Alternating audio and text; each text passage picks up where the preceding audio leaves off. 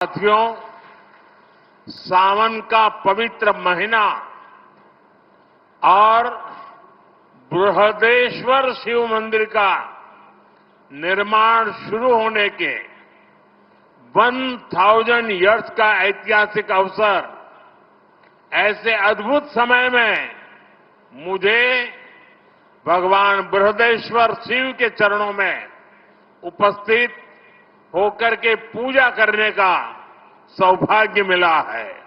நண்பர்களே, பவித்திரமான மழைக்காலம், அதோடு கூட பிரகதேஸ்வரர் சிவாலய நிர்மாணம் தொடங்கி 1000 ஆண்டுகள் வரலாற்று பூர்வமான சந்தர்ப்பம்.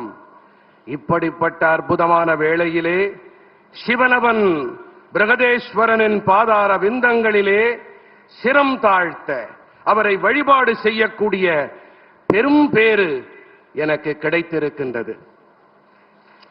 मैंने इस ऐतिहासिक मंदिर में 140 करोड़ भारतीयों के कल्याण और भारत की निरंतर प्रगति के लिए प्रार्थना की है। मेरी कामना है भगवान शिव का आशीर्वाद सबको मिले। नमः पार्वती पतये, हर हर महादेव।